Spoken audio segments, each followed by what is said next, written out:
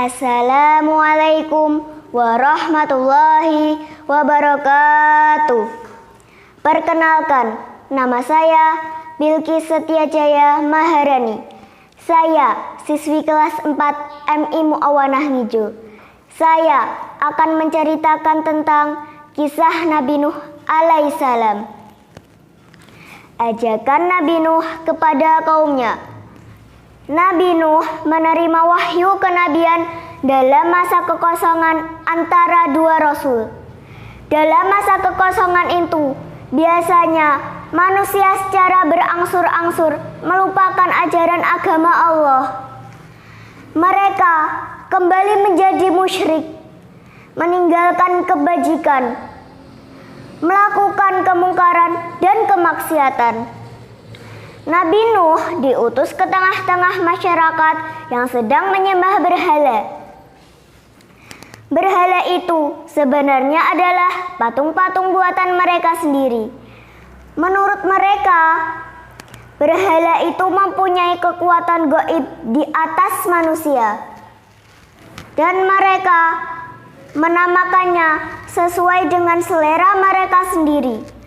Kadang-kadang mereka menamakannya Wat dan Suwa, kadang Yaguts dan kadang Ya'uts dan Nasr.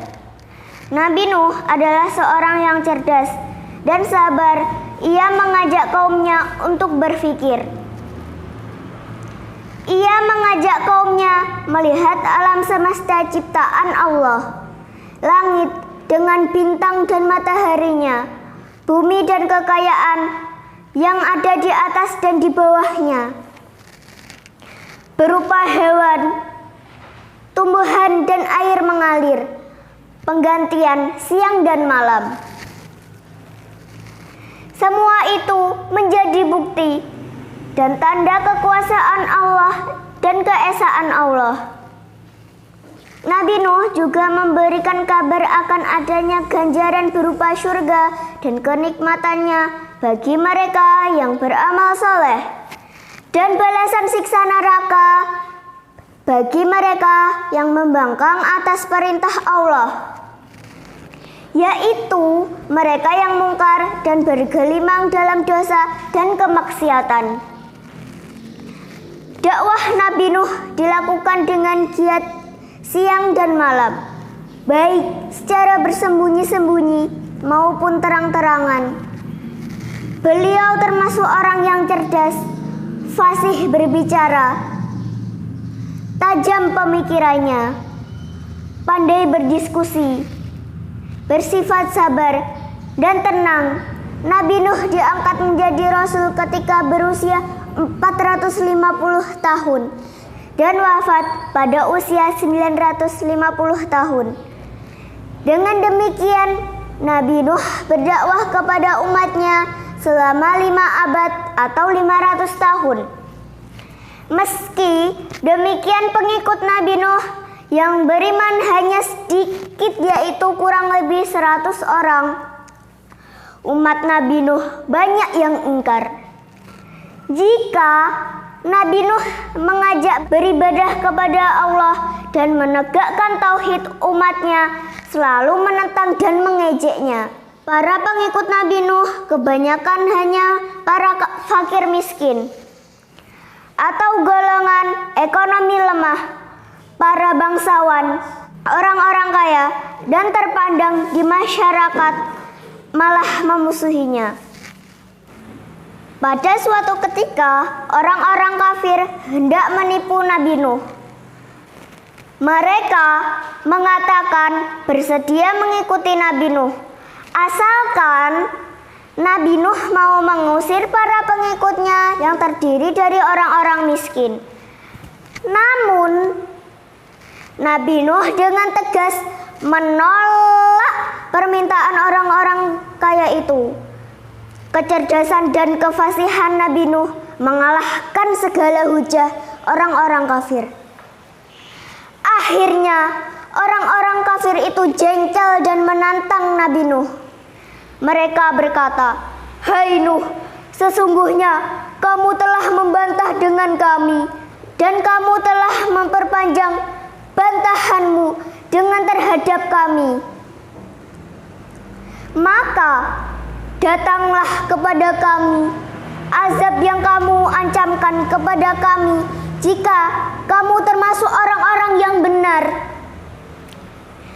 Nabi Nuh menjawab, hanya Allah yang akan mendatangkan azab itu kepadamu jika Dia menghendaki, dan kamu sekali-kali tidak akan dapat melepaskan diri.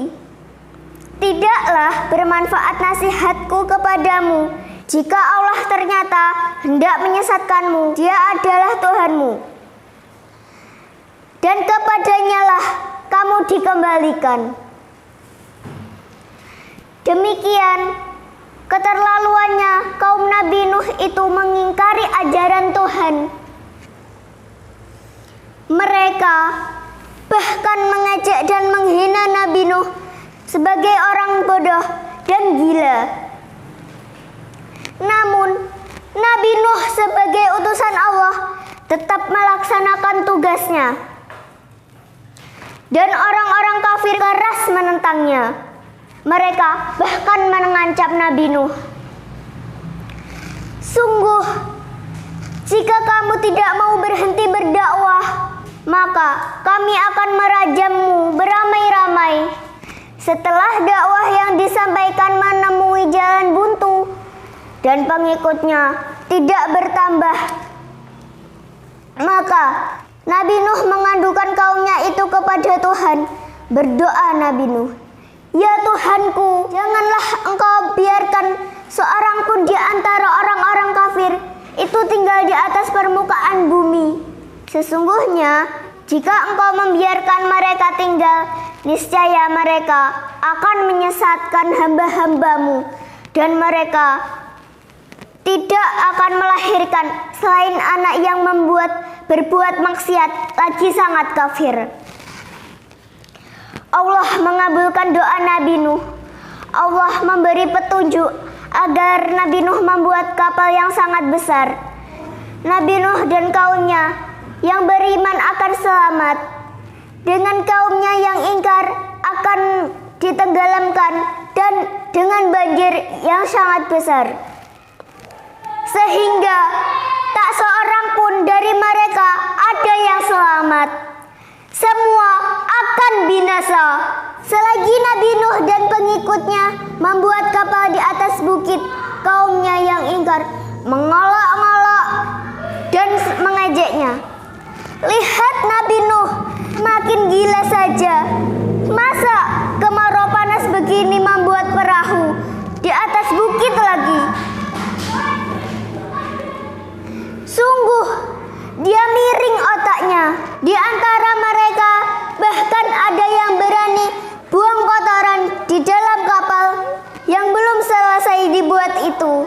Tentu hal itu mereka lakukan ketika Nabi Nuh dan pengikutnya sedang tidak ada di tempat pembuatan kapal. Namun akibatnya perut mereka yang buang kotoran itu menjadi sakit. Banjir besar memusnahkan orang-orang kafir. Sesuai dengan wahyu Allah, Nabi Nuh mengajak kaumnya memasuki kapal yang telah selesai dibuat. Nabi Nuh juga membawa berbagai pasang hewan. Nabi Nuh mengajak kaumnya memasuki kapal yang telah selesai dibuat. Tidak berapa lama sesudah Nabi Nuh dan pengikutnya yang beriman, langit yang tadinya cerah berubah menjadi hitam.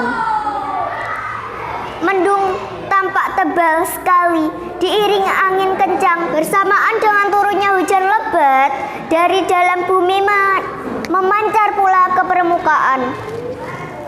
Hujan turun dengan lebatnya.